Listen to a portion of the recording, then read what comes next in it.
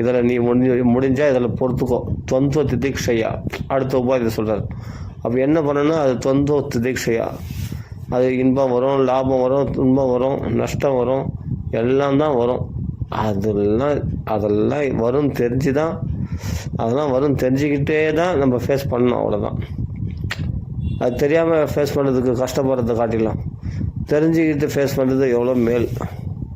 அது வரதான் செய்யும். அதான் நம்மளுக்கு இது துக்காலயம் தானே இந்த உலகம். அதனால் இது அசாஸ்பதம் தானே, இந்த வாழ்க்கையே நிலையற்ற வாழ்க்கை தானே அப்படின்ட்டு கிருஷ்ணர் சொல்லியிருக்காருல்ல கீதையில். அது சத்தியம் தானே. அப்படி இருக்கும்போது நாம் இதை பொறுத்துக்கொள்ள தான் வேணும். திதிக்ஷையா, தொந்த திதிக்ஷையா. அதனால தான் கீதையில் கூட பகவான் சொல்கிறார், மாத்ரா ஸ்பர்ஷேஷு கௌந்தேயா சீதோஷ்ண சுக துக்கதா ஆகமா அபாயினோ அனித்யாஸ்தா திதிக்ஷஸ்ப பாரத. எதுவுமே நிரந்தரம் கிடையாது. ஆகமா அபாயினோ, இந்த கஷ்டம் அப்படியே இந்த துன்பம் இந்த துன்பத்தில் ஐயோ இந்த துன்பம் என்றைக்கு தான் நம்மளுக்கு விடிவு காலம் கிடைக்குமோ அப்படின்னு தலைமையில் கை வச்சுன்னு உட்காடுறாங்க இல்லையா. அப்படிலாம் விடிவு காலம்லாம்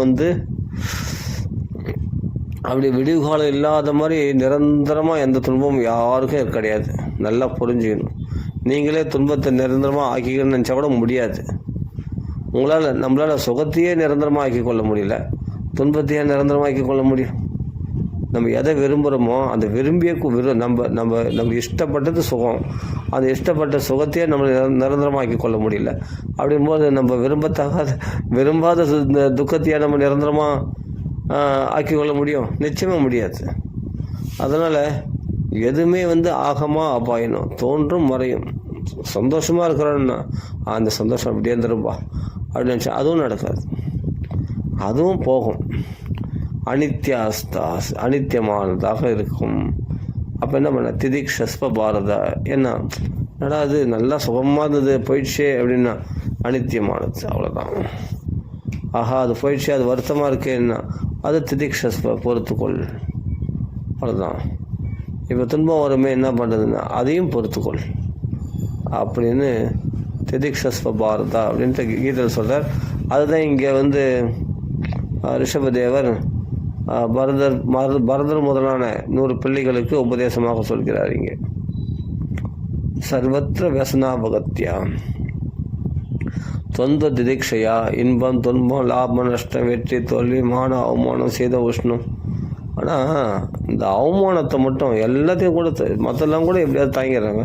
இந்த அவமானத்தை மட்டும் எப்படி தாங்கிறது ரொம்ப கஷ்டம். அவமானத்தை மட்டும் ஒருத்தனால தாங்கவே முடியாது. தான் தோல்வி அடைஞ்சிட்டேன்னா அந்த தோல்வி தன்னால் ஏற்றுக்கொள்ள முடியாது. அது எப்படி நான் தோக்கலாம்? நல்லா ஜெயிக்கணும். அதுவும் அவரிடத்துல போய் அவரெல்லாம் ஒரு ஆளே கிடையாது, அவரிடத்துல நான் தோக்குறது பெரிய அவமானமாக தானே நினச்சிப்போம்.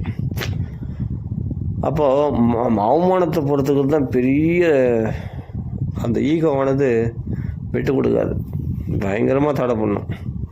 ஆனால் அந்த அவமானத்தை மட்டும் நம்மளால் சகிச்சிக்கவே முடியாது, பொறுத்துக்க முடியாது. அந்த அவமதிச்சிட்டாங்கன்னா அந்த அவமானம் மட்டும் ஒரு மனுஷனால் பொறுத்துக்க முடியல. பற்றியா துன்பத்தை பொறுத்துக்கலாம், துன்பத்தை பொறுத்துக்கலாம், நஷ்டத்தை பொறுத்துக்கலாம். ஆனால் அவமானம் சொல்லும்போது அதில் அவமானத்தை எப்படி பொறுத்துக்கிறது ரொம்ப கஷ்டம். ஆனால் பொறுத்து கொண்டு தான் ஆகணும். அப்படி இருந்தால் தான், அப்படி பொறுத்து கொண்டால் தான் இந்த சூட்சம சரீரம் அழியும், இல்லைன்னா அழியாது. அப்போ ஒவ்வொரு விஷயமும் நம்ம யோசித்து பாருங்கள். குரு இல்லைன்னா கவலையே பட வேண்டியதில்லை. பகவானே சிறந்த குரு, ஹம்சே குரு. ஹம்சன்னா பகவானை விட ஒரு பியூரிஃபையான குரு யாருக்கு அடிப்பாங்க? யோசிச்சு பாருங்கள். உலகத்தில் மனுஷார்கள் எல்லாரையும் ஒன்றா சேர்த்தா கூட பியூரிஃபையாக பகவானுக்கு சம்மா பியூரிஃபை யாருமே இல்லை. பைபிளில் கூட அப்படிதான் சொல்லியிருக்கு. தேவன் ஒருவனை தவிர நீ என்னை நல்லவன் என்று சொல்வானேன், தேவன் ஒருவனை தவிர நல்லவன் யாரும் இல்லையே அப்படின்னு இயேசு கிறிஸ்து சொல்கிறார். அது மாதிரி இறைவன் ஒருத்தனை தவிர நல்லவன்றது யாருமே கிடையாது. ஏதாவது ஒரு குறை இருக்கும். பர்ஃபெக்ட் பகவான்னா 6 ஐஸ்வர்யங்கள் பரிபூர்ணமாக இருக்கிறது பகவான் மட்டும்தான். அதனால் அவரே குருவாக அடைஞ்சிக்கலாம். குரு இல்லைன்னா கவலைப்பட வேண்டியதில்லை. பகவானே குருவாக இருந்தார். அவரிடத்துல எல்லாத்தையுமே தன் வாழ்க்கையை ஒப்படைச்சிட்டோம்னா, அர்ப்பணம் பண்ணிட்டோம். ஆனால் நம்ம வாழ்க்கையை அர்ப்பணம் பண்ணிட்டு அது பிறகு இந்த தொந்த திதிக்ஷையா இரட்டைகளை பொறுத்து கொள்ள பழகிக்கணும். பகவத் பலத்தினால்தான் இந்த ஒரு நிலைமை ஏற்படும். ரொம்ப டென்ஷன் ஏறி, அதாவது ஒன்று புரிஞ்சுக்கணும், கிருஷ்ணனை தவிர வேறு அந்நிய தேவதையை வழிபடக்கூடாது. வழிபட்டால் நமக்கு கிருஷ்ண சேவையில் ஈடுபடும் போது எந்த சௌக்கியத்தை அனுபவித்தோமோ அந்த சௌக்கியத்தை இழந்துடுவோம். இழந்துட்டு திடீர்னு பார்த்தா ஒரு எரிச்சல், டென்ஷன், கோபம், தேவையில்லாத பிரச்சனை. ஏன்டா நம்ம கிருஷ்ணனை விட்டு வேறு தேவதையை உபாசித்தோன்ற அளவுக்கு ஆகிடும். மனசு ரொம்ப கஷ்டமாயிடும். அதுவும் அனுபவிச்சிருக்கேன்.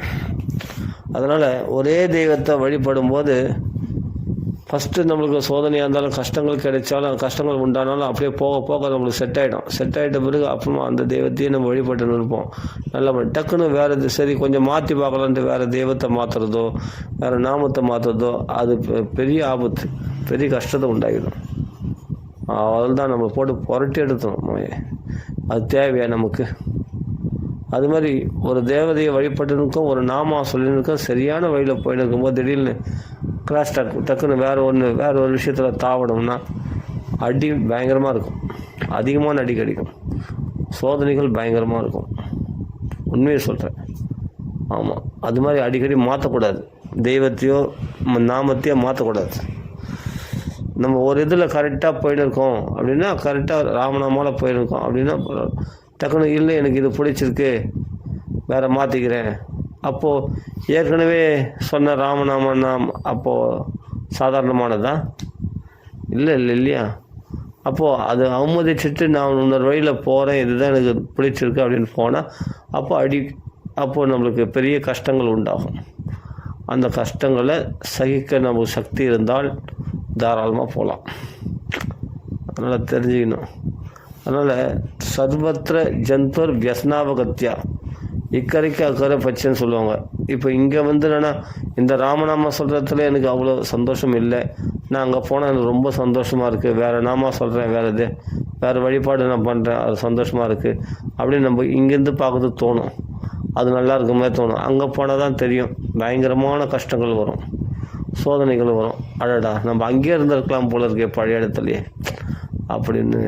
அதனால் எங்கே போனாலும் துன்பன்றது இருக்க தான் இருக்கும். அதுக்காக நம்ம தெய்வத்தை மாற்றலாமா இல்லாட்டி நாமத்தை மாற்றலாம்னா மாற்றக்கூடாது. ஒரு ஸ்டடியாக இருக்கணும். மற்ற தெய்வங்களோட நமஸ்காரம் வணங்க. ஆனால் நாம் கும்பிட்ட ராமநாமத்தையோ ராமரையோ மட்டும் அதை விடாமல் விடாமல் மற்ற தேவதைகளை மரியாதை கொடுக்கணும். இப்போ சிவன் பார்வதி கூட நமஸ்காரம் பண்ண மரியாதை கொடுக்கணும். ஆனால் சிவன் வேற இல்லை, கிருஷ்ண வேற இல்லை இருக்கலாம். ஆனாலும் நீ கிருஷ்ண பக்தி பண்ணியிருந்த ராம் பக்தி பண்ணியிருந்த ஏன் விட்டுட்டு வேறு தெய்வத்தை சிவனை வழிபடணும்னு அவசியம் இல்லை. சிவபெருமானே ஆனாலும் விஷ்ணுவை வழிபட்டு இருக்கும்போது நான் கிருஷ்ணனை விட்டுட்டு நான் சிவனை வழிபடுறேன், இனிமேல் என் இஷ்ட தெய்வம் சிவன் தான் அப்படின்னு நம்ம வழிபடக்கூடாது. ராமர் வழிபடுறியா ராமர் வழிபாடு, கிருஷ்ண வழிபாடு கிருஷ்ண வழிபாடு. ஆனால் சிவபெருமானையும் நமஸ்காரம் பண்ணணும். ஏன்னா பகவான் தான் சிவனாக இருக்கார். இப்போது கிருஷ்ணர் தான் வராக அவதாரம் எடுத்தார், நரசிம்ம அவதாரம் எடுத்து எல்லாரையும் தான் நம்ம நமஸ்காரம் பண்ணுறோம். அதுமாதிரி சிவனையும் நமஸ்காரம் பண்ணணும் கண்டிப்பாக. ஏன்னா அவர்கள் மகாதேவர் இல்லையா, கண்டிப்பாக நமஸ்காரம் பண்ணணும். அம்பாள் நமஸ்காரம் பண்ணணும். ஆனால் நம்ம இஷ்ட தெய்வத்தை என்றைக்குமே விட்டு கொடுக்கக்கூடாது. அதில் உறுதியாக இருந்துக்கிட்டு தான் மற்ற தேவதைகளை போய் வணங்கணுன்ற அவசியம் கூட கிடையாது. ஏன்னா வேரில் தண்ணி பார்த்தனா தன்னாலே கலைகளுக்கெல்லாம் தன்னாலே போய் சேருன்ற மாதிரி நீ கிருஷ்ண உபாசனை, நீ இல்லாட்டி ராமரோ கிருஷ்ணரோ ராம உபாசனை பண்ணாவே அதுவே அந்த ராமநாமா சொன்னாவே உனக்கு எல்லா தேவதைகளும் திருப்தி அடைகிறாங்க. ராமநாமா சொன்னாவே, ராமரை வழிபட்டாவே எல்லா தேவதைகளும் சந்தோஷம் அடைகிறாங்க. அப்போ தனியாக நம்ம சிவனையோ முருகரையோ வழிபட வேண்டிய அவசியம் இல்லை. ஒரு ஆரம்பத்துலேருந்து எந்த தேவதையோ கிருஷ்ணரையோ ராமரையோ வழிபட்டு அதையே வழிபட்டு இருந்தால் போதும். அந்த நாமத்தை சொல்லிட்டு இருந்தால் போதும். நமக்கு என்னென்னா நம்ம ரெகுலராக ராமநாமம் நல்லா தான் சொல்லிட்டு இருப்போம், நல்லா இருக்கும். பகவான் அந்த ராமநாமம் சொல்லும்போது நம்மளை நல்லா க்ஷேமமாக தான் வாழ வச்சுருப்பான். அதுக்கப்புறம் நம்ம டக்குன்னு வேறு ஏதாவது மாற்றிக்கிட்டு வேறு நாமத்தை வேறு தெய்வம் எனக்கு அது பிடிச்சிருக்கு இது பிடிச்சிருக்கு உனக்கு பிடிச்சிக்கிறதுன்றதெல்லாம் இல்லை. அப்போ அந்த ராமநாமத்தில் என்ன குறை? ராமநாமம் நம்மளை காப்பாற்றணும். அருமையாக அது ஒன்றே போதுமானது. அதை நம்ம உயர்வாக மதிக்க தெரியாததுனால இதை விட அது நல்லா இருக்கும் அந்த நாமம் நல்லாயிருக்கும், அந்த தேவதை நல்லாயிருக்கும்னு. அங்கே போய் கூட நீ நிம்மதி இல்லாமல் கடைசியில் அதுலேருந்து வேற ஒன்றத்தில் தாவிக்கிட்டு அப்போ வேறு தெய்வதைகளை வழிபட்டுக்கின்னு அந்த தேவதைகளுடைய நாமங்களை சொல்லி அந்த தேவதையுடைய பாடல்களை இது இப்படியே போயினே இருக்காது. இதுக்கு எல்லையே கிடையாது. அதுக்கு மாலை போடலாமா, இதுக்கு மாலை போடலாமா, அங்கே ஓடலாமா, இங்கே ஓடலாம். அது மாதிரிலாம் இருந்துட்டால் நம்ம நிம்மதியை நாமளே கெடுத்துப்போம். வீட்டில் பார்த்தா பயங்கர சோதனைகள் வரும், கஷ்டங்கள் வரும், எல்லாமே வரும். நிறைய தேவதைகளை வழிபடுறதுனால பிரச்சனைகள் நிறைய பேருக்கு வந்திருக்கு, பார்த்துருக்கேன். ஏகம் தெய்வம் போதும். ஏக பக்தி விசிஷ்யதே. ஏக பக்தி தான் ரொம்ப ரொம்ப ரொம்ப ரொம்ப ரொம்ப விசேஷமானது. அடியன் ராமநாமா சொல்கிறேன், ராமர் போதும், அவ்வளோதான். பாகவதம் படிக்கூடாதுன்னா ராமர் தானே கிருஷ்ணராக வந்தார், அப்புறமா நான் அப்படி தான் நினச்சின்னு இருக்கேன். சில பேர் ராமர் வேறு கிருஷ்ணர் வேறு, அதெல்லாம் கிடையாது. ராமர் தான் கிருஷ்ணராக வந்தது. இதில் என்ன டிஃப்ரெண்ட்டு? அதெல்லாம் பாகவதம் படித்தோம்னா அருமையாக விஷயம் இருக்குது. ராமர் தானே அந்த கிருஷ்ணராக வந்து இந்த ரிஷபதேவராக வந்து உபதேசம் பண்ணுறார். ஆனால் நம்ம சொல்கிற நாம ராமநாமம் தான். ராமநாமத்தை விட்டு வேறு எதுவும் மாற போகிறதில்ல. ராமரை வழிபடம் மாற போகிறதில்ல. அப்போ அவரே தான் ரிஷபதேவர் வடிவத்தில் என்ன சொல்லியிருக்காரு, கிருஷ்ணர் வடிவத்தில் கீதையில் என்ன சொல்லியிருக்காரு, அப்படி பார்க்கும்போது அருமையாக இருக்குது. நல்ல விஷயம். அதனால் அனுபவித்து படிக்கணும். எது படித்தாலும் சும்மா ஏதோ நுனிப்புல் மேயறதுன்னு சொல்லுவாங்க இல்லையா, அது மாதிரி படித்தோம்னா இந்த மனசுக்கு அனுபவம் ஏற்படாது.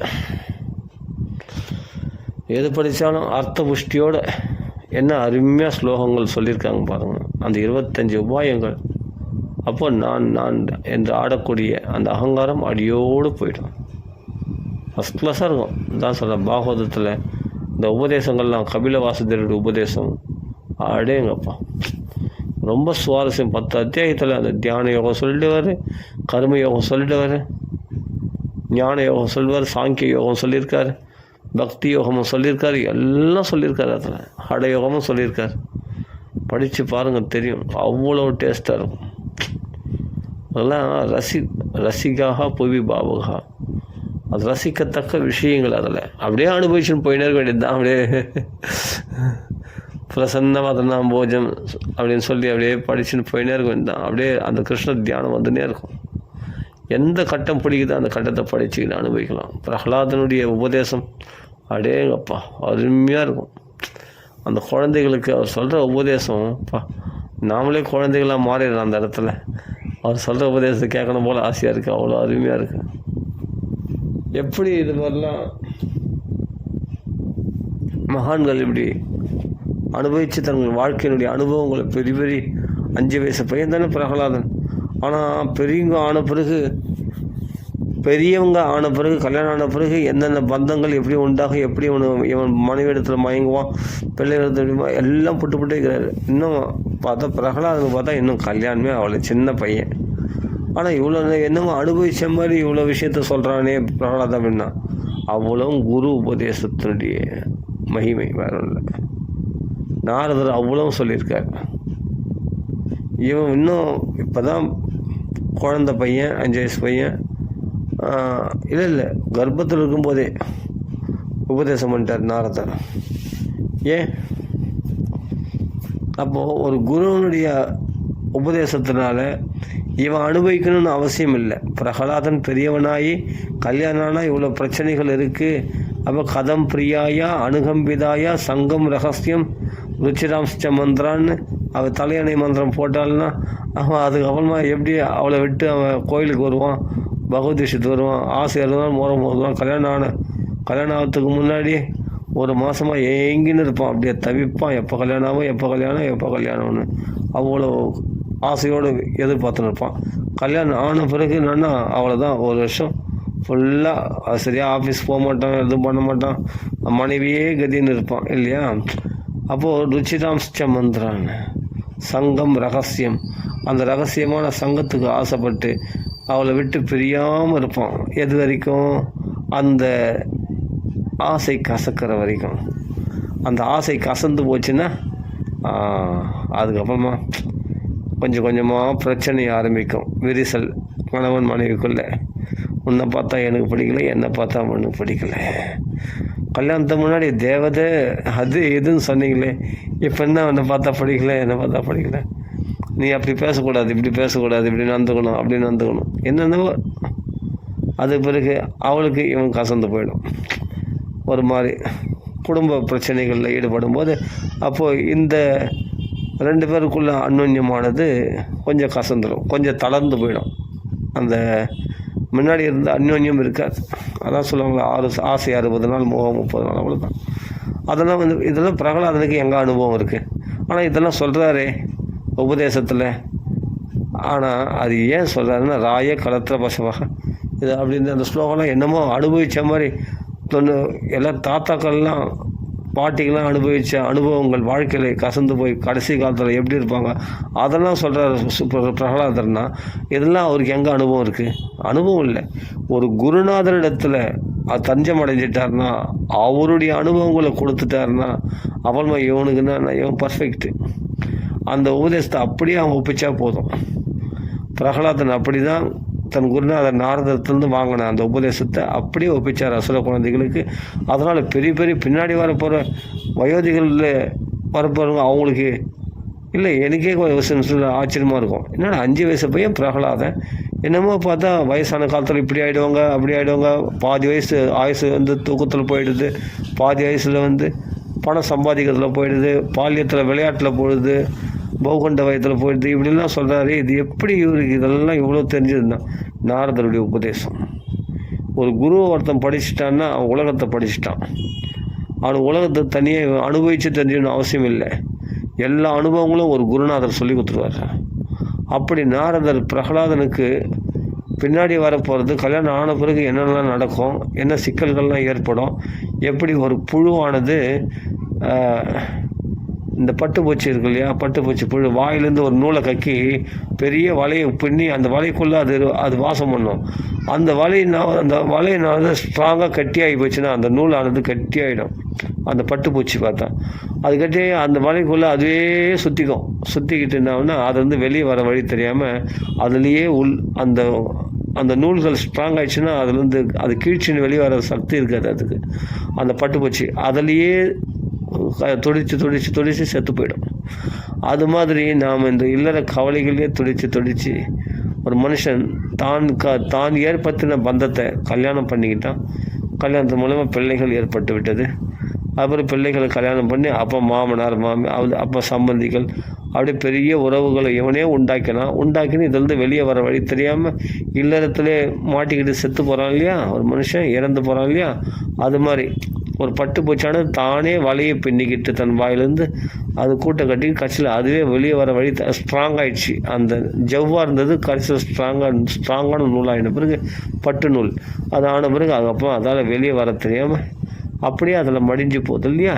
அது மாதிரி இவனுடைய இவனே பந்தங்களை சேர்த்துக்கொண்டு அவள் மேலே பாசத்தை வளர்த்து கொண்டு அந்த பாசம் என்ற கயிறுகளால் கட்டப்பட்டு அவருக்கு வெளியே வர வழி தெரியாமல் இல்லறத்திலேயே இறந்து விடுகிறான் என்று பிரகலாதன் இதெல்லாம் அனுபவமாக சொல்கிறார்.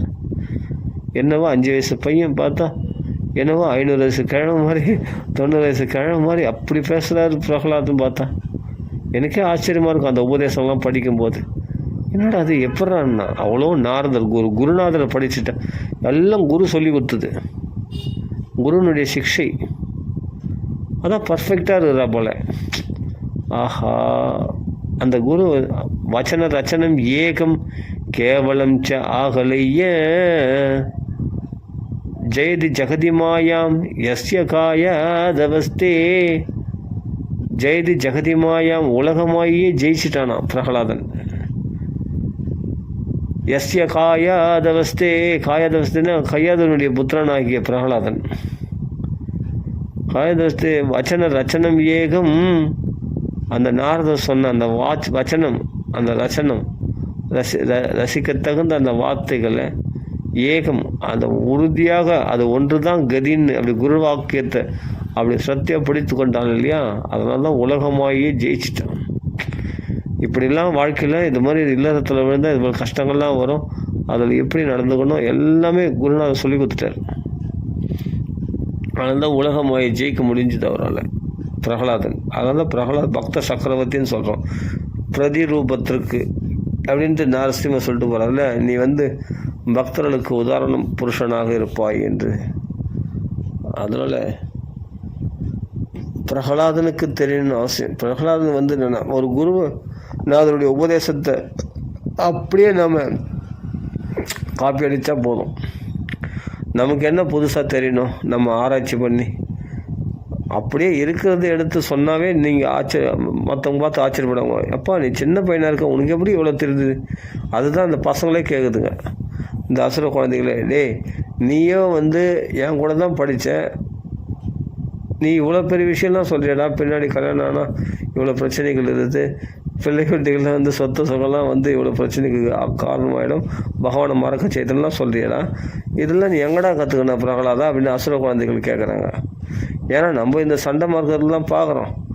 நம்ம வந்து அவர்கள் வந்து என்னென்னா வேதப்படி அதைப்படி இதைப்படின்னு சொல்கிறாங்களே தவிர இந்த மாதிரி விஷயங்கள்லாம் சொல்லி கொடுத்ததே கிடையாது. நாளம் துஜத்துவம் தேவத்துவம் ரிஷித்துவம் அசுராத்மஜாக அமளியா பக்தியா ஹரிநஞ்சத் விடம்பணம் அப்படின்னு. இதெல்லாம் தேவையில்லை. ரிஷித்துவம் தேவையில்லை, தேவனாக இருக்கணும் அவசியம் இல்லை, பிராமணனாக இருக்கணும் அவசியம் இல்லை. அமளியா பக்தி, அப்பழுக்கற்ற தூய பக்தினால் பகவானை சந்தோஷம் அடைஞ்சிடுவான்லாம் சொல்கிறேன். இவ்வளோ விஷயம் தெரிஞ்சு வச்சுருக்கேன்னா எல்லாம் குருநாதர் சொல்லி கொடுத்தது. பின்னாடி சொல்கிறார். ஏன்னா அந்த பசங்களுக்கே ஆச்சரியமாக இருக்குது, பெரிய விஷயம்லாம் நீ சின்ன பையன் நீ பேசுகிறியே, இதெல்லாம் எப்படி உனக்கு தெரிஞ்சதுன்னு பிரகலாதனை கேட்குறாங்க. அது எப்படின்னா, உனக்கு இதெல்லாம் நம்ம வாத்தியார்லாம் சொல்லிக் கொடுக்கலையா? நம்ம வாத்தியார் பார்த்தா நல்லா பணம் சம்பாதிக்கிறது, நல்லா வாழ்க்கை அனுபவிக்கிறது, சொர்க்கலோகத்தை அடையலாம், பிரம்மலோகத்தை அடையலாம், இந்த சௌக்கியத்தை அடையலாம், அந்த சௌக்கியத்தை அடையலாம், நீ தேவரெல்லாம் ஜெயிக்கலாம், அசுரர்கள் நம்பலாம் அப்படின்னு. அசுரர் எப்படி ஜெயிக்கிறது, எது பண்ணுறது, எப்படி அவங்களுக்குள்ள பேதத்தை உண்டாக்குறது, எதிராளிகள் எப்படி, தேவர்கள் எப்படி பகைச்சிக்கிறது, அதான் ஸ்வபரைத்யா அசத்கிரகாத்து, தான் பிறன் என்ற பேத புத்தியை உண்டாக்கக்கூடிய அந்த படிப்பை நல்லதாக எண்ணலையாம் பிரகலாதன். அப்படி சொல்லி கொடுக்குறாங்களாம் அவங்க சண்டை மார்க்கெல்லாம். இந்த தேவரெலாம் நம்மளுக்கு எப்போ எதிரி, ஜாக்கிரதை, நம்மளுக்கு எப்போ தேவரெலாம் எதிரி அப்படின்னே சொல்லி கொடுத்து வளர்க்குறாங்களாம் சண்டை மார்க்குகள் அசுர குழந்தைகளுக்கு. அப்படின்னா அவன் சின்ன வயசில் ரத்தத்தில் ஊன்றி போச்சு. அவன் என்ன தான் நல்லது, தேவர்கள் நல்லதே செய்தாலும் சரி, அவங்களை எப்பவும் எதிரியாக தான் நினைக்கிறாங்க. எதிரியாக நினச்சி உடனே அவனுக்கு சாதுவாக போனால் கூட அவங்களுக்கு சண்டை போடணும், சண்டை போட்டு அவன் அந்த சொற்குலத்தை படிக்கணும். அப்படி தானே புத்தி, அசுர புத்தின்றது அசுரர்களுக்கு அப்படி தான் சொல்லி கொடுத்து வளர்க்குறாங்க. அதனால தான் பிரகலாதன் சொல்ல, இந்த அறிவுரைலாம் அந்த அசுரர்களுக்கு சொல்லிவேனா சொல்லிக் கொடுங்க, நான் எடுத்துக்க மாட்டேன் இந்த அறிவுரையை அப்படின்ட்டு சொல்லிட்டு அறிவுரை பிரகலாதன். ஸ்வபரேத்தியா என்ன, தான் பிறன்ற பேதத்தை உண்டாக்குற படிப்பை சொல்லிக் கொடுக்குறீங்க, இதெல்லாம் எனக்கு வேணாம். நான் சுத்தமான தர்மம் பாகவ தர்மம் அதில் அபியாசத்தில் இருக்கார் பிரகலாதன். அதனால் பிரதிரூபத்திற்கு உதாரண புருஷனாக அவரை பார்த்து கற்றுக்கணும். அப்படிப்பட்ட பௌதிகமான படிப்பு பிஏ மேலே நம்ம படிக்கிறேன்னா அதெல்லாம் வந்து அசுர சுபாவத்தை உண்டாக்கக்கூடியது. தான் பிறன் என்ற பேதத்தை உண்டாக்க தானே அது அந்த படிப்புலாம். நீ போனால் கலெக்டர் ஆனால் நல்லா சம்பாதிக்கலாம், நீ பேங்க்கில் போனால் நல்லா சம்பாதிக்கலாம், மற்றவங்களோட நல்லா வாழலாம், மற்றவங்களும் நல்லா வாழணும். அப்போ மற்றவங்கள மட்டமாக நீ வசதியாக நீ இருந்தால் அப்படின்னா அந்த பேத புத்தியை உண்டாக்கக்கூடிய படிப்பாச்சு அதெல்லாம். அதனால் வந்து இந்த படிப்பை அந்த சண்டை மார்க்கிறது சொல்லிக் கொடுக்குற படிப்பை வந்து அதே மாதிரி தான். வேதத்தில் வந்து கர்மகாண்டங்கள் இந்த பலனடையலாம், பிரம்மலோகத்து வரைக்கும் இதெல்லாம் சொர்க்கலோகத்தெல்லாம் நம்ம அபகரிக்கலாம் போய், இதெல்லாம் அதுக்கு இந்த கிரியைகள் செய்யணும், இந்த கர்மாக்களை அனுஷ்டானம் பண்ணணும் அப்படின்னா இதெல்லாம் சொல்லிக் கொடுக்குறது தானே அந்த வேதம், அந்த முக்குணமயமான திரைகுண்ய விஷய வேதம். அதுதானே சண்டை மார்க்கம் சொல்லிக் கொடுக்குறாங்க அசுர குழந்தைகளுக்கு. நாராயணனுடைய பக்தியை சொல்லிக் கொடுக்குறாங்க இல்லையே. ஹிரண்யனுடைய பக்தி, ஹிரண்யன்னா என்ன, தங்கம் எப்படி சேர்த்துக்கிறது, பொருள் எப்படி சேர்த்துக்கிறது, பணத்தை எப்படி சேர்த்துக்கிறது அப்படின்ற அந்த விஷயங்களை பற்றி தான் கர்மகாண்டம் விஷயத்தில் தான் அந்த அசுர குழந்தைக்கு சொல்லிக் கொடுக்குறாங்க. பகவத் பக்தியை பற்றி சொல்லிக் கொடுக்கல. அந்த பகவத் பக்தியை சொல்லிக் கொடுக்கறதுக்கு ஒருத்தன் வந்தான் பிரகலாதன். ஏன்னா அவன் கற்றுக்கின குருநாதர் ஃபஸ்ட்டு நல்ல காலம் சண்டை மார்க்கர்களை கற்றுக்கிட்டு அப்புறமா நாரதத்தை போயிருந்தாச்சுக்கா. இந்த சண்டை மார்க்கர்கள் வந்து பௌதிகமான ஆசைகளை உண்டாக்கக்கூடிய இந்த கர்மகாண்ட விஷயங்களே நிறைய சொல்லி கொடுத்துருப்பாங்க. நீங்கள் போய் தேவரெலாம் அடித்து, நீங்கள் அசுர குழந்தைகள் தேவரெலாம் நீ பெரிய நாயிட்டா தேவரெலாம் அடித்து அந்த இடத்த நம்ம அபகரிக்கணும், இதுவா சொல்லிக் கொடுப்பாங்க? அதான் சொல்ல அசத்கிரகாத், இந்த அசத்தான விஷயத்தை சொல்லிக் கொடுக்குற இந்த சண்டை மார்க்கருடைய வார்த்தைகளை நல்லதாக கருதவில்லையா பிரகலாதன். அதனால் குருநாதர் சொல்லி கொடுத்தார். நாராயணனுடைய பாகவத தர்மம், சிரவணம், கீர்த்தனம், விஷ்ணு ஸ்மரணம், அதெல்லாம் நாரத சொல்லி கொடுத்தது தானே பிரகலாதனுக்கு. அது ரொம்ப பிடிச்சி போச்சு இருக்குது. அது சுவையாகவும் இருக்குது, நல்லா இருக்குது, கடைபிடித்துக்கும் சுவையாக இருக்குது, அது நல்லா இருக்குது. அது ஸ்ரேயஸ்மான தர்மமாகவும் இருக்குது. அது பாகவத தர்மம்னு பேர். இது அதர்மமாகலாம் இருக்குது. இது தான் பிறன்ற பேதத்தை உண்டாக்கி தான் சொர்க்கலோகத்தை அடையணும், அதுக்காக மிருகங்களை பலி கொடுக்கணும் யாகங்களில், இதெல்லாம் என்னென்னா அதர்மமாக இருக்கே, இது சரிபட்டு வராது அப்படின்னு அதை நல்லதாக கருதலையா பிரகலாதன். சண்டை மார்க்கம் சொல்லி கொடுத்தேன். சரி, அதனால் பிரதிரூபத்திற்கு பக்த சக்கரவர்த்தி பிரகலாதன். நம்ம அது மாதிரி தான் பகவத் விஷயத்தை கிரகிக்கணும்.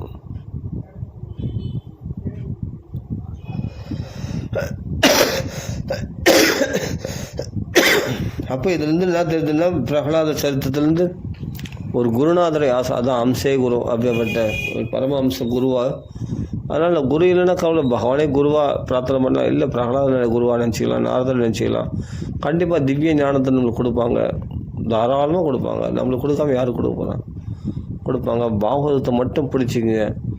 மனசில் என்னென்னா வேறு பக்தி என்னதான் பண்ணாலும், ஆனால் வேறு தேவதை பக்தி பண்ணுறதை காட்டிலும் பகவான் கிருஷ்ண பக்தி தான் பண்ணணும். அதான் நியாயம். அப்படி பக்தி பண்ணாதவங்க பண்ணிட்ட பிறகு அப்புறமா வேறு தேவதையை மாற்றக்கூடாது. அடிக்கடி வேறு தேவதையை மாற்றுறதோ வேறு நாமத்தை சொல்கிறதோ அது பண்ணக்கூடாது. அந்த தேவதைகளுக்கு மரியாதை கொடுக்கணும், அசூயப்படக்கூடாது, மரியாதை கொடுக்கணும். ஆனால் அதே சமயத்தில் நம்ம தெய்வத்தை, நம்ம இஷ்ட தேவதை தான் முழுசாக வழிபடணும். அது ராமரோ கிருஷ்ணரோ அது மாதிரி. சரி, ராம ராம ராம ராம. அதனால் பிரகலாத உபதேசம்லாம் படிக்கணும். டைம் கிடைக்கும் போதெல்லாம் எடுத்து படிக்கணும். எடுத்து படிச்சோன்னா அவ்வளோ அழகான உபதேசங்கள். ஏன்னா அது பிரகலாத உபதேசம் இல்லை, நாரத சொல்லி கொடுத்தது அப்படியே காப்பி அடித்து சொல்கிறார் பிரகலாதன். ஆனால் அதை அனுபவபூர்வமாக சொல்கிறார். ரொம்ப அற்புதமாக இருக்கும். பிரகலாத் ஸ்துதியே ரொம்ப சூப்பராக இருக்கும். பிரகலாத உபதேசத்தை பற்றி சொல்ல வேண்டியதே இல்லை, அவ்வளோ அருமையாக இருக்கும். அது நம்ம ஒரு தடவை பார்க்கலாம். என்ன மாதிரி உபதேசம் தெரியுமா? அது அருமையான உபதேசம் அது. ஆனால் அது எல்லாருக்கும் இது எப்படி சொல்கிறது? ஆனால் இது அதுக்குன்னே தனியாக கிளாஸ், பிரகலாத கிளாஸ் அப்படின்னு எடுக்கிறாங்க குழந்தைகளுக்கெல்லாம். அது மாதிரி பண்ணுறாங்க. இஸ்கானில் நான் பார்த்துருக்கேன் பிரகலாத கிளாஸ்ன்னு. அப்போது இந்த விஷயத்தெல்லாம் பிரகலாத உபதேசத்தெல்லாம் கூட சொல்லுவாங்கன்னு நினைக்கிறேன். அது தனியாக கிளாஸ் எடுக்கிறாங்க. ஆனால் நல்ல விஷயந்தான் பிள்ளைகளுக்கு. ஆனால் எதையுமே மறைக்கூடாது. பாகவத்தில் சொல்லிக்கிறதுன்னா அதை மறைக்கூடாது. அப்படியே சொன்னாவே போதுமானது. நம்ம ஜாக்கிரதையாகிடும். இப்போ நம்மளை பொறுத்த வரைக்கும் என்னென்னா, நம்மளன்னு சொல்கிறத விட அடியன் பொறுத்த வரைக்கும் இந்த பாகவதம் இருந்துச்சுன்னா போதும். பாகவதமே எனக்கு குரு, பாகவதமே தெய்வம், எல்லாமே அதுவே எனக்கு எல்லாமே சொல்லி கொடுத்துட்டோம் பாடத்தை. இப்போ நான் அதெல்லாம் வச்சு இப்போ நான் படித்து அதெல்லாம் யோசிப்பேன். எப்படி 5 வயசு பையன் பிரகலாதனுக்கு தெரிஞ்சது இவ்வளோ விஷயம் எல்லாத்தையும் அசுர குழந்தைங்க. அதை தான் அசுர குழந்தைங்களும் கேட்குறாங்க, உனக்கு எப்படி தெரிஞ்சது இந்த விஷயம் அப்படின்ட்டு. ஏன்னா சண்டை மார்க்கத்தை சொல்லிக் கொடுக்கல அப்படின்னு. அப்போ தான் சொல்கிறேன், நாரதர் சொல்லி கொடுத்தாரு. எங்கள் அம்மா ஒரு தடவை மந்திராச்சல துரோண மந்திராச்சலத்தில் போய் தவம் போடுறதுக்கு போயிருக்காரு ஹிரண்யகசிபு. அந்த சமயத்தில் எங்கள் அம்மா தனியாக இருக்கும்போது இந்திரன் கைப்பிடிச்சு இழுத்தும் போனான். நான் உனக்கு அண்ணிடா, என்னை ஏன்டா அது போல் அபகரிக்கிறேன். அது மாதிரி ஏன்னா இந்திரனும் ஹிரண்யகசிபுலாம் சித்தப்பா புள்ள, சித்தி புள்ள, பெரியமா புள்ள தான் 2 பேரும். திதியினுடைய புத்திரன் ஹிரண்யகசிபு, ஹிரண்யாக்ஷன். அதித்தியுடைய புத்திரன் இந்திரன். ஓரளவு பெரியமா சித்தி பசங்க தான், ஒரே அப்பா தான், கஷ்யபர் தான். அப்படி இருக்கும்போது அம்மா மட்டும் 2 அம்மா, அப்பா ஒருத்தர் தான், 2 அம்மா. கஷ்யபருக்கு பிள்ளைகள் தான் இந்திரனும், கஷ்யபருடைய பிள்ளைகள் தான் ஹிரண்யகசிபும். ஆனாலும் 2 பேருக்கு ஆகாது. ஆமாம், அக்கா தங்கச்சி பிள்ளைகளுக்கே ஆகாது போல இருக்கும். அப்போது இந்த அசுர சுபாவம், இந்த பேதம் இருக்கு இல்லையா, அந்த பேதம் அடியோடு இருக்காது. இதில் பாகவத தர்மத்தில் இருக்கக்கூடாது. அதான் பாகவத தர்மம். நமக்கு பாகவதம் படித்து எனக்கு அடியேன்னு பொறுத்தவரையும் சொல்கிறேன், இந்த பாகவதம் மட்டும் படித்தாலே போதும். எனக்கு இந்த பாகவதம் படித்தாவே அதுவே எனக்கு புரிய வைக்கும். எனக்கு குரு, அதான் பகவானே தான் குரு அடியேனுக்கு. அப்போ அது படித்தாவே போதும். பிரகலாதம் சொல்கிறது அருமையாக இருக்கும். ஒவ்வொரு ஸ்டெப்பாக அப்படியே படிக்கணும். அருமையாக அந்த உபதேசங்களை எவ்வளோ அனுபவித்து சொல்லியிருக்காங்கன்னு நம்ம யோசித்து பார்க்கணும் மகான்கள்லாம். அதுதான் பிரகலாதன் அப்படியே நாரதத்தில் வாங்கி நம்மளுக்கு அவ்வளோ அப்படியே காப்பி அடிச்சு அப்படியே ஒப்பிச்சார். ரொம்ப அற்புதமான விஷயம் தான். இப்போ நம்ம எதை சொல்ல வந்தோம்? ரிஷபதேவர் 25 விஷயத்தை சொன்னார், உபாயத்தை. அப்புறம் அகங்காரத்தை அடியோடு போகிறதுக்கான வழியை சொன்னார். ஓகேவா? அதனால் அதை மனசில் தரிச்சிக்கிட்டா போதும். நம்ம நிறைய படிக்கிறோம். இப்போ விஷ்ணு பாலஸ்தோத்திரம் இருக்குது. கிருஷ்ணனுக்கே காப்பு கட்டுறாங்க. அதனால அந்த மந்திரங்களை சொல்லி காப்பு கட்டுறாங்க. ஆகாசத்தில் உனக்கு ஆகாசத்தில் பத்மநாபன், ஆகாசத்தில் கேசவனை ரட்சிக்கட்டும், பூமியில் பத்மநாபனை ரட்சிக்கட்டும் அப்படின்லாம் அப்படி சும்மா உதாரணத்துக்கு சொன்னேன்.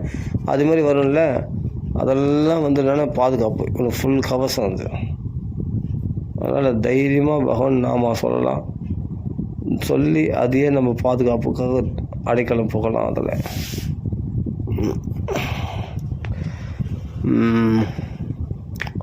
ஞான உபதேசம் பிரகலாதன் சொல்லியிருக்கார், கபில வாசுதேவர் சொல்லியிருக்கார், தத்தாத்திரேயரும் சொல்லியிருக்கார். இதே பாகவதத்தில் வருது. அந்த ஞானமானது அப்படியே சுத்தமாக இருக்குது பாருங்கள், அருமையாக அந்த ஞானம் வருது. ஆனால் என்னை பொறுத்தவரை என்னென்னா, பாகவதத்தில் கொஞ்சம் அந்த ஆத்ம ஞானம் பார்த்தா கொஞ்சம் குழப்பமாக இருக்குது. ஆனால் பகவத்கீதை தெளிவாக இருக்குது. ஆத்ம ஞானம் சுவையாகவும் இருக்குது படிக்கிறதுக்கு. அதனால் இப்படிப்பட்ட கிரந்தங்களை நம்ம கையில் வச்சுக்கிட்டு நம்ம குரு தேடி அலைய வேண்டிய அவசியம் இல்லை. புஸ்தகமே நம்மளுக்கு பாகவதமே குருவாக நின்று நம்மளுக்கு வழிகாட்டி கொடுக்கும். அதில் நம்ம ஸ்திரமாக இருக்கணும். அதான் மெயின்ப்பா. அது சட்ட நூல். அந்த சட்டத்தை மீறக்கூடாது. அப்படியேப்பட்ட சட்ட நூல் பாகவதம். அப்படி இருந்துட்டோம்னா உங்களை அசைக்கவே முடியாது. பாகவதமே பகவத் ஸ்வரூபம். அந்த பாகவதமே குருவாக நிற்கும். எடுத்து படித்து பாருங்கள் பாகவதத்தை. நான் சொன்ன ரிஷபதேவருடைய உபதேசம் தான். நான் இன்னும் ரொம்ப சொல்லலை உபதேசத்தை. ரிஷபதேவருடைய உபதேசத்தை கொஞ்சம் தான் சொல்லியிருக்கேன். நிறைய இருக்குது உபதேசம். அவருடைய உபதேசம் ஃபுல்லாக படித்து பார்த்தா தெரியும். ஒரு அத்தியாயம் பூரா இருக்குது. அதை படிச்சிட்டோம்னா அப்படியே நம்ம மனசில் ஸ்ட்ராங்காக பதிஞ்சிட்டோம். அப்படியே மனசு மகத்வாரம் மகாந்தஸ்தே திரட்சித்து, மகானுடைய சங்கம் மோட்சத்துக்கு வாயில், ஸ்திரீகளுடைய சங்கம் மரண, ஸ்ரீ சங்கம் இல்லை, ஸ்ரீ சங்கிகள் சங்கத்தை கூட நம்ம ஈடுபடக்கூடாது, அது மரணத்தை கொண்டு போய் விட்டுடும் அப்படின்னு சொல்லப்பட்டிருக்கு. சத் சங்கம் ரொம்ப பவர்ஃபுல். அதனால்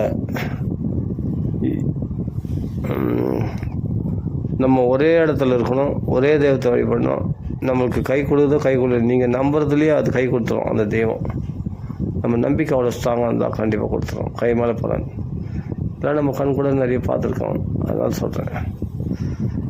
அதனால் பலம் நம்ம நம்பிக்கை ஸ்ட்ராங்காக இருந்ததுன்னா கண்டிப்பாக கொடுத்துரும். சரி, ஓகே.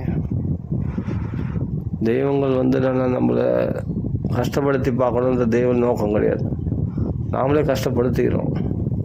நம்மளை சௌக்கியமாக வாழ வைக்கணும்னு தான் தெய்வங்கள்லாம் யோசிக்கும். சரி, பிரகலாத உபதேசம், கபில உபதேசம், பரத யோகீஸ்வரருடைய உபதேசம், தத்தாத்திரேயுடைய உபதேசம், 24 குருக்கள் மூலமாக நவயோகிகளுடைய உபதேசம், இதெல்லாம் இவ்வளோ படிக்க முடியலன்னா இதில் ஏதாவது ஒன்றை படித்தா கூட நம்மளுக்கு திவ்ய ஞானம் உண்டாகும். மனசில் அப்படி ஒரு ரிலாக்ஸேஷன் கிடைக்கும். அதுதான் பகவான் நம்மளுக்கு அந்த ஞான பலத்தை கொடுப்பான். ஞான பலம் கொடுத்தா சமயத்தில் நம்ம மாயில் விழும்போதோ, நம்ம ஏதாவது கஷ்டப்பட்டு ரொம்ப கலங்கி போய் அப்படியே இடிஞ்சு போய் உட்காந்துருவோம். அந்த அளவுக்கு மனசில் கஷ்டம் ஏற்பட்டுச்சுன்னா அந்த கஷ்டத்தை அப்படியே தொடச்செடுத்துடும் இந்த உபதேசமானது. இந்த பாகவத்தில் இருக்கிற உபதேசம், பகவத்கீதையில் இருக்கிற உபதேசமானது நம்ம அந்த துக்கத்தை அப்படியே தொடச்செடுத்துடும். விதுநோதி சுஹ்ருத் சதாம் அப்படின்னு சொல்லப்பட்டிருக்கு. நமக்கு பகவத்கீதை கிருஷ்ணர் பேருதவி பண்ணுவார், நமக்கு அந்த ஞான பலத்தை கொடுப்பார், நமக்கு புரிய வைப்பார். பகவானே ஜெகத்குரு இல்லையா, அவனே குருவாக இருந்து நம்மளுக்கு புரிய வைப்பான். பாகவதம் புரியலைன்னா பகவானே புரிய வைப்பான். இல்லை சுகரூப பிரபோதக்ஞ அப்படின்னு சொல்லப்படுகிற இந்த சுகாச்சாரியரே நமக்கு அஜ்ஞானத்தை போக்குவார். ஓகே, பிரபோதக்ஞ சுகா நம்ம நம்ம அஜ்ஞானத்தை போக்கக்கூடிய ஞானத்தை நம்மளுக்கு அருள்வார். சுகாச்சாரிய பிரார்த்தனை பண்ணிட்டு நம்ம பாகவதம் படித்தோம்னா நிச்சயமாக இதில் ஒரு உபாக்கியானம் படித்தா கூட போதும், நம்ம தெளிவு வந்துடுவோம். அது பரத யோகேஸ்வர் சொல்கிற உபதேசமாக இருந்தாலும் சரி, அது ரிஷபதேவர் சொல்லக்கூடிய உபதேசமாக இருந்தாலும் சரி, இல்லை கிருஷ்ணர் உத்தவர் சொல்லக்கூடிய உபதேசமாக இருந்தாலும் சரி, பாகவத்தில் தான் தொட்ட இடத்துல நிறைய இருக்குது. நாரதர் யுதிஷ்டருக்கு சொல்கிற உபதேசமாக இருந்தாலும் சரி, நாரதர் வசுதேவருக்கு சொல்லக்கூடிய உபதேசமாக இருந்தாலும் சரி, நிறைய சொல்லியிருக்காரு. அங்கங்கே ஹம்சாக்கியானத்தில் பகவானே பிரத்யட்சமாக சனகாதி முனிவர்களுக்கு உபதேசம் பண்ணியிருக்கார். சனகாதி முனிவர்கள் நாரதருக்கு சொல்லியிருக்காங்க. மகாத்மத்தில் எக்கச்சக்கமாக பிருது சக்கரவர்த்திக்கு சனகாதி முனிவர்கள் உபதேசம் பண்ணிட்டு போயிருக்காங்க. பிருது சக்கரவர்த்திக்கு அருமையான உபதேசம் அதெல்லாம். அதேமாதிரி ருத்ரகீதை சிவபெருமானே ருத்ரகீதை சொல்லியிருக்கார் பிரசேதத்தில். அதில் அவ்வளோ உபதேசங்கள் இருக்குது. அப்படியே லட்டாக அள்ளிக்கலாம். அப்படியே புரஞ்சனோபாக்கியத்தில் நிறைய உபதேசம் இருக்குது. ஃபஸ்ட் கிளாஸாக இருக்கும். அந்த கதையே நம்மளுக்கு உபதேசம் தான். அப்படியேப்பட்ட ஞானத்தை தான் தத்துவார்த்தமான அந்த ஞானத்தை தான் அது கதையாக சித்தரித்து நாரதர் சொல்கிறார். அந்த புரஞ்சன வாக்கியம் அருமையான விஷயம். நம்மளுக்கு அப்படியே கப்புன்னு இருக்கும். அப்படியே எப்படின்னா, இப்படி ஒரு ஆத்ம ஞானமா, எவ்வளோ அழகாக சொல்லியிருக்காரு இந்த ஆத்ம ஞானத்தை. ஆஹா அப்படி ரசித்து அப்படியே படிக்கலாம் அந்த புரஞ்சன வாக்கியத்தை. புரஞ்சன வாக்கியத்தை திருப்பி படிப்பேன். ரொம்ப சுவையாக இருக்கும். ஏன்னா அந்த ஞானத்தில் ரசஞானம், அந்த ஞான ரசத்தில் யாருக்கு ஆசை இருக்கோ நிச்சயமாக அவர்களுக்கு சுவையாக இருக்கும் அந்த உபாக்கியானங்கள்லாம்.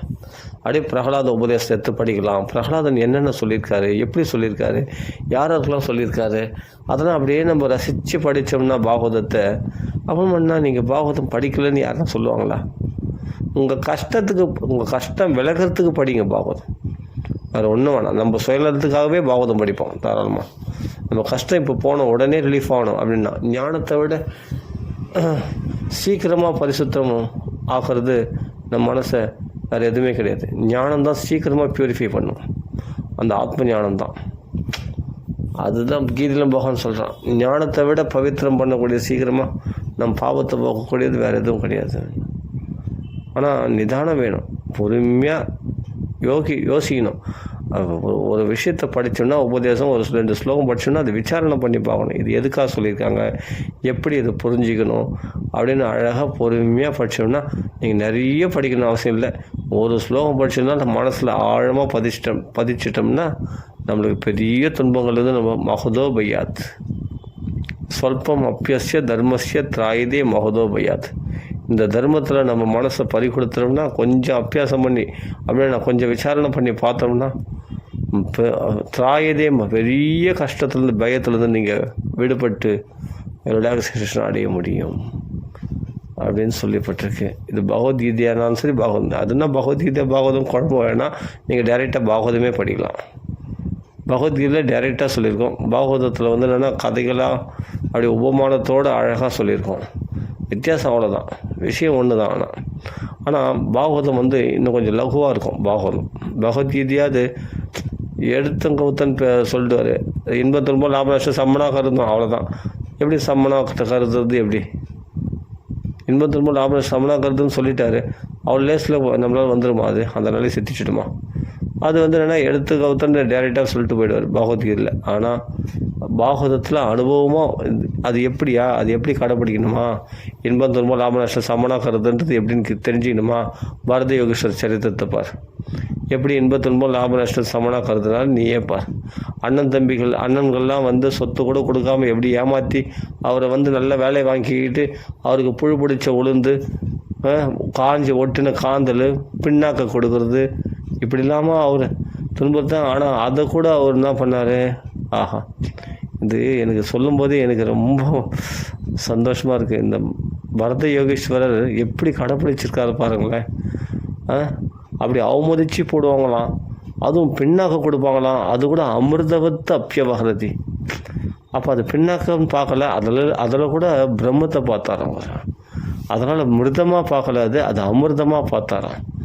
அதனால தான் அவர் அமிர்த நிலைக்கு அமிர்தத்வாய கல்பத்தைன்னு சொல்லுவோம் இல்லையா, அந்த அமிர்த நிலைக்கு உயர்ந்தவர் ஆகிய பரத யோகீஸ்வரர் எல்லாத்தையுமே பிரம்மமாக பார்த்ததுனால அது பின்னாக்க கொடுத்தாலும் சாப்பிடுவார். அது என்னன்னா, அப்போ எது கொடுத்தாலும் என்னன்னா எல்லாம் அமிர்தவத்து அப்பியவகரதி. அப்போ அதெல்லாம் அமிர்த நிலை, அப்படிப்பட்ட பிரம்மன் தான் எல்லாமே. இதில் எதுவுமே அசுத்தம் கிடையாது, எதுவுமே கீழ்த்தரமான பொருள் கிடையாது, எல்லாமே வசதி தான் அப்படின்னு அந்த பின்னாக்க கொடுத்தா கூட சாப்பிட்டாராம். அப்படி காஞ்சி போன அடியில் ஒட்டின காந்தல் கூட சாப்பிட்டாராம். புழு பிடிச்ச உளுந்து சாப்பிட்டாராம். நொய் அரிசி கொடுத்தா கூட அதையும் அமிர்தவத்து அப்பியவகரதி. 3 நாள் பழுது கொடுப்பாங்க, பழையது 3 நாள், அதை கூட அமிர்தவத்து அப்பியவகரதி. எப்படி அது சுத்தமாக அதெல்லாம் பார்க்க மாட்டார். என்ன இந்திரிய பிரீதி நிமித்தம், இந்திரிய பிரீதிக்காக அவர் சாப்பிட்டது கிடையாதான். அப்போது எல்லாத்துலேயும் அந்த பிரம்ம அனுபவத்தில் இருக்கிறதுனால அவர் எல்லாமே பிரம்மஸ்வரூபமாக பார்க்கறதுனால அவருக்கு எதுவும் இது தேவைப்படாதது, இது தேவைப்பட்டது, இது உயர்ந்த வஸ்து, இது தாழ்ந்த வஸ்து, இது சாப்பிடக்கூடாது, இது சாப்பிடத்தகாதது, இது சாப்பிடக்கூடியது, சாப்பிட தகுந்தது, சாப்பிடத்தகாதது அப்படின்ற பேதமே இல்லை பாருங்கள். எல்லாமே பசி எடுத்தால் சாப்பிட வேண்டியது, அவ்வளோதான், முடிஞ்சு போச்சு. அப்படி இருந்துட்டுருக்காங்க மகான்கள்லாம். இதெல்லாம் நினச்சி பார்க்கணும். அது மாதிரி பிரகலாதனும் பார்த்தா எல்லாம் அவனுக்கு என்னடா தூண் தான் தெரியுதுன்னு ஹிரண்யகசிபு சொல்கிறான். ஆனால் பிரகலாத் சொல்கிறான் பிரம்மன் தான் தெரியுதுன்றான். பிரம்மன் தான் தெரியுது, எனக்கு தூண் தெரியலன்னா அப்படின்னா, எனக்கு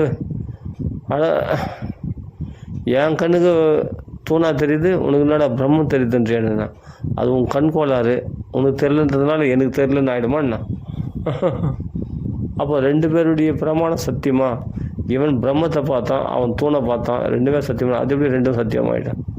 ஞானத்தில் தானே அஜ்ஞானம் அழிஞ்சு போயிடும். அப்படிப்பட்ட தூய ஞானத்தில் பிரகலாதம் அந்த திருஷ்டி வேணும்னு ஆசைப்படலாமே தவிர அது இல்லைன்னு சொல்ல முடியாது. அந்த பரபிரம்மம் தான் எல்லாத்துலேயும் வியாபிச்சிருக்கு. சர்வத்திர திருஷ்யதே, எல்லாத்துலேயும் நான் பார்க்குறேன் அப்படின்ட்டு பிரகலாதம் சொன்னார். அதனால் பகவான் வந்து கர்ப்பவேதனை துக்கத்தை அனுபவிச்சானா, ஒவ்வொரு தூண்லேயும் ரெடியாக இருந்தானா பகவான் நரசிம்மவர்தன். எந்த தூணை குத்துனாலும் நம்ம வரத்துக்கு தயாராக இருக்கணுன்றதுனால எல்லா தூண்லேயும் பகவான் இருந்தாராம் வியாபிச்சு நரசிம்மாகாரமாக. அதனால் இப்போ கரெக்டாக இந்த தூணை கொடுத்துனோடனே நரசிம்மாகாரமாக பகவான் அடி வந்துட்டார். அப்போ மற்ற தூண்கள்லாம் பகவான் தான் எல்லாத்துலேயும் ஏற்கனவே வியாபிச்சிருக்கானே, அவன் எத்தனை வடிவம் எடுக்க முடியாது, தரமாக எடுப்பான் இல்லையா? அது எதுக்காக சொல்ல வரேன்னா, அப்போ பிரகலாதனுடைய தர்சனம் தான் சத்தியம்னு சத்தியம் விதாதம் நிஜபிருத்திய பாஷிதம். இவன் வாக்கிய சத்தியமாகறதுக்கு தூணை பறந்து வெளியே வந்திருப்பார். எல்லா இடத்துலையும் எல்லா தூணிலும் இருப்பான், துரும்பிலும் இருப்பான் அப்படின்றத ப்ரூஃப் வந்து பற்றியா, அதுதான் பகவான் செயல்.